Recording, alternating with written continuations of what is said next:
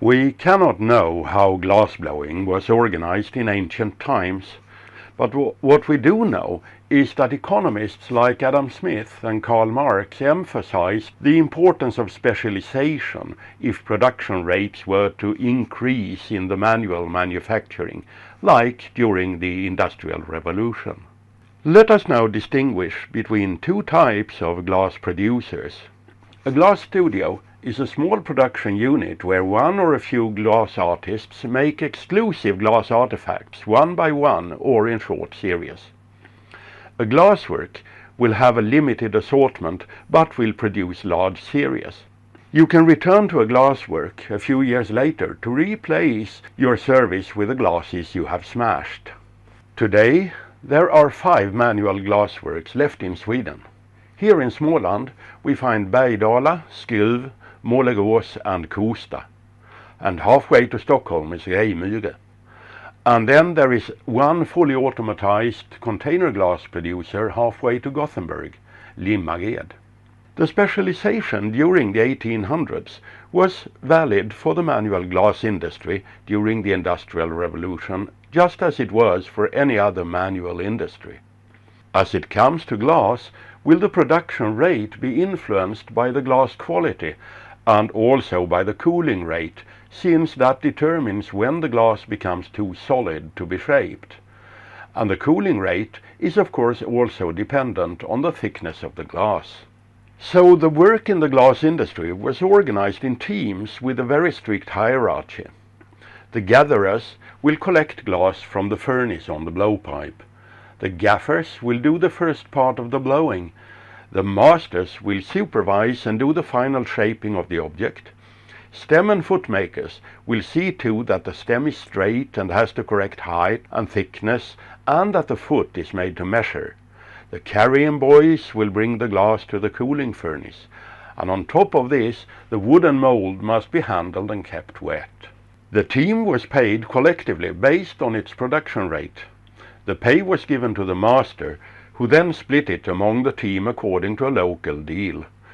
Similar models for the workers' pay were used from the 1880s all the way until the late 1960s, though the system was modified several times. By the late 1800s was the normal working day 10 hours, but shorter on Saturdays. In the glass industry, the working day usually started at 5 or 6 in the morning when the glass was ready. 1919 saw a new law by which the working days were limited to 8 hours and the working week was limited to 48 hours. This was the situation up until 1958, when a successive shortening of the working time was introduced.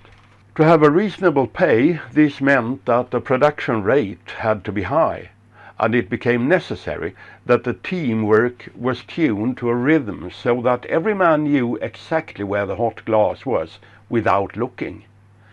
This all was the source of a strong pride and loyalty among and between the workers. And the rhythm could be fast. At Hovmantorps Nya they produced a brandy glass during the 1960s. The workers' name of that glass was the Flying Chicken. When the team made 200 glasses per hour, there was always one in the air. In Kosta they said they were hunting the fox when the rate approached 200 glasses per hour. At Skruv they produced a design called Allglaset for the consumer cooperative. This glass was produced during the 1950s and 60s.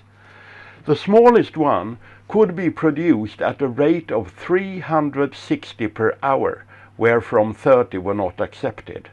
That is one glass every 10 seconds. That team used 4 molds and had 4 gaffers. Very common was to separate the workday into shifts so that different models were made. You could, for example, do, say, the Flying Chickens in the morning and pressed glass in the afternoon. Doing it that way, the workers were not worn out so fast, and at the same time the workers maintained a wider competence and flexibility. Here, in Bergdala, where there are only very few workers, you will be able to identify each specific moment in the process. But going to Kosta, to Målerås or to skill, you will face larger teams, and then you have to be very observant to be able to identify exactly who does what and what happens. So when you watch your team at work, you should look especially for two things.